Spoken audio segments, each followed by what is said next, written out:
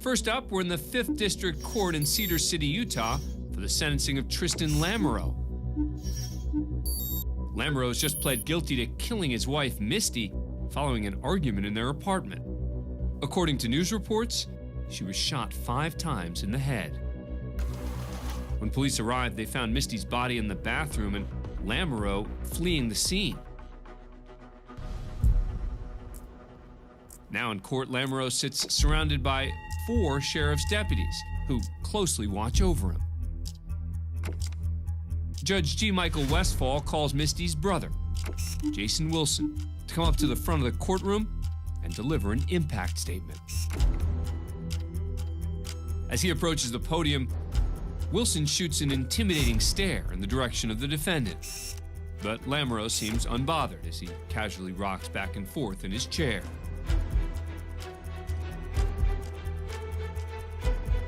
After speaking for a bit, Wilson breaks from his emotional testimony and turns his full attention to Lamoureux. Since the words don't appear to have any effect on Lamoureux, Wilson tries a different approach.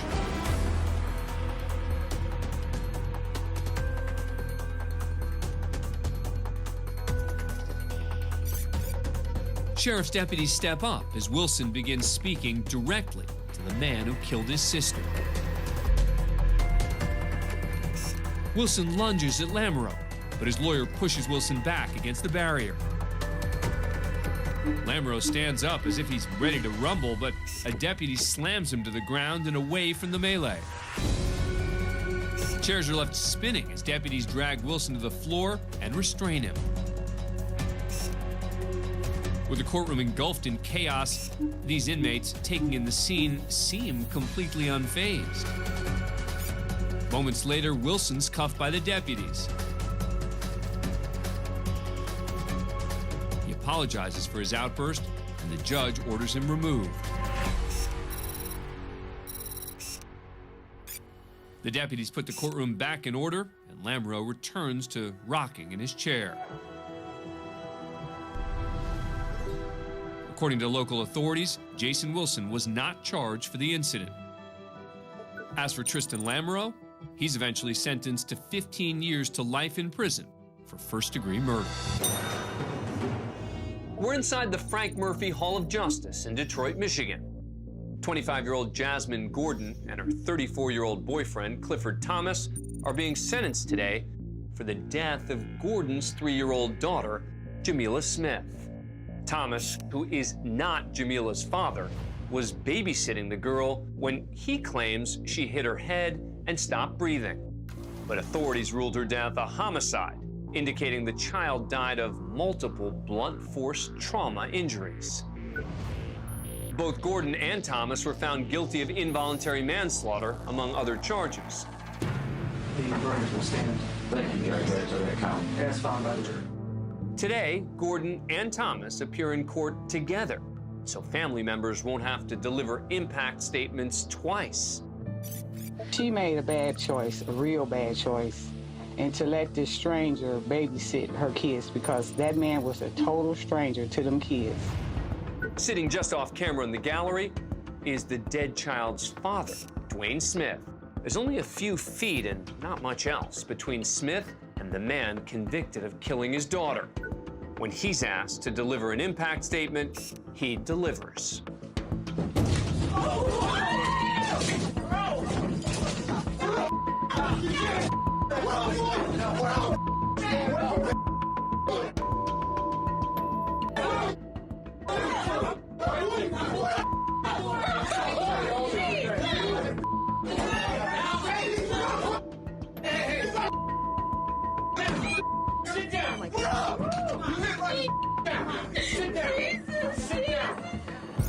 If we take another look, you can see Smith enter the frame here and clearly punch Thomas in the head.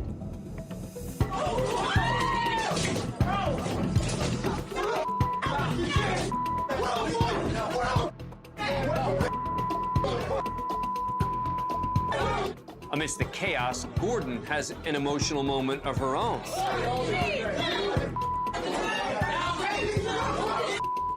And has to be comforted by her attorney. Sit down. Oh my God. You hit my down. Sit down. Sit down. It takes several sheriff's deputies to finally restore order. When the hearing resumes, Judge Margaret Van Houten issues a warning. There will be no outbursts in the courtroom. If there are any, you will be removed from the courtroom. She sentences Thomas to 57 months to 15 years for involuntary manslaughter and 1 to 2 years for resisting arrest. After Thomas is taken away, a tearful Gordon makes a plea to the judge. To be placed in jail right now after kissing my daughter for the last time is something I would wish I would say to himself.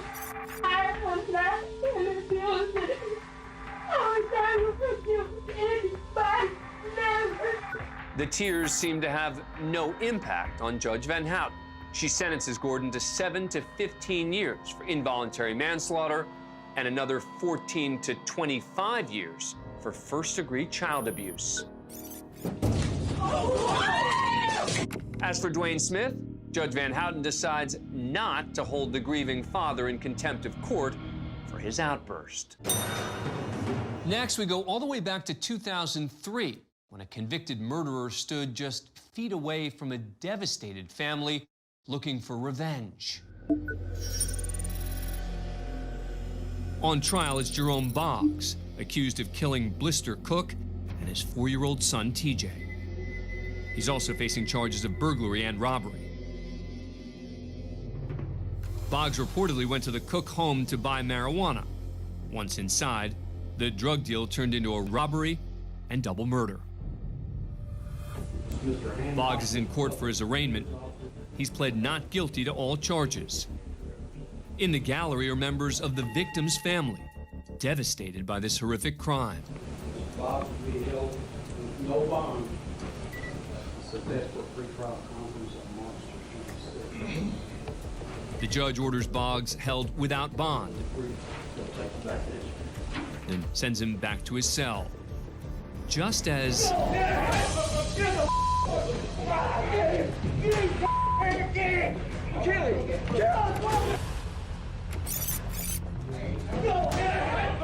that's Blister Cook's brother, Michael, charging towards the defendant. A second brother, Donald Keith, makes an attempt to get at Boggs. While officers handle that situation, a third man makes a run at Boggs, but no luck. He slips out the back door. Luckily for Boggs, there are several officers in the courtroom who prevent those angry family members from getting to Boggs.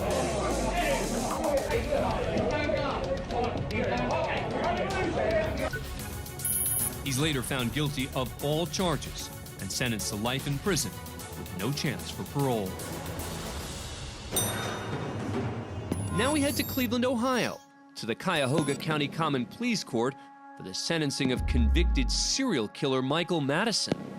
Madison's been convicted on 3 counts of aggravated murder for the killing and mutilation of 3 young women in Ohio. The gruesome nature of the crime shocked the community of East Cleveland.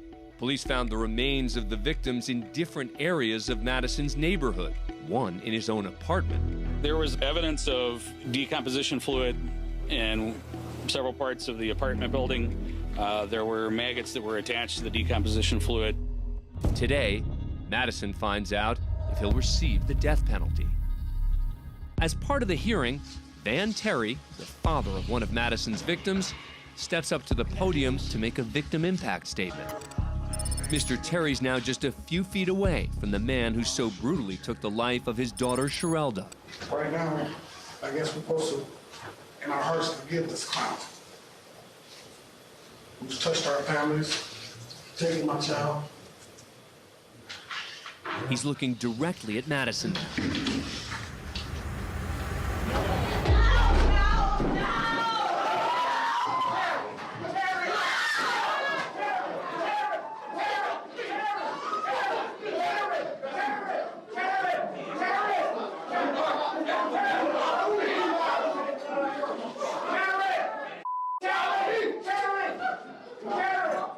All right, whoever's in the red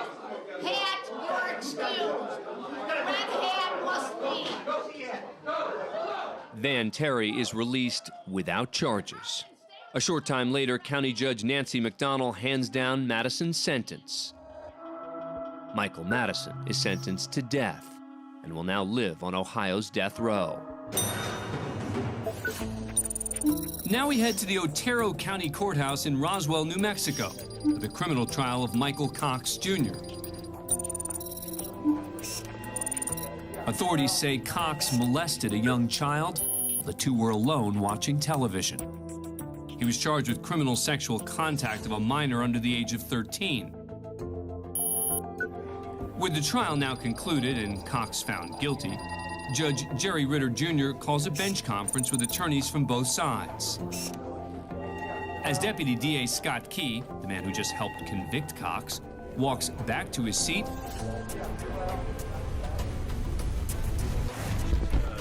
Cox unleashes his frustration.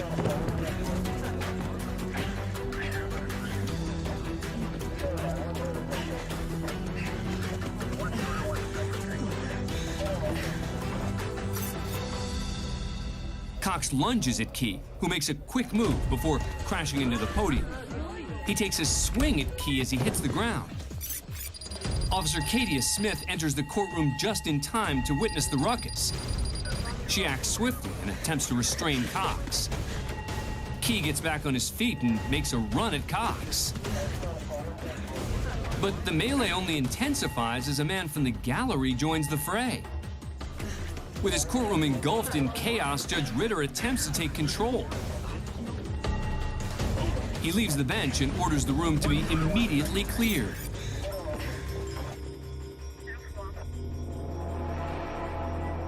With the confrontation now over, Key pulls himself together. He takes a moment to fix his hair and then straightens up the area, even putting a trash can back in place while Cox is cuffed and led away. Order is finally restored. Michael Cox Jr. received 18 years for criminal sexual contact with a minor.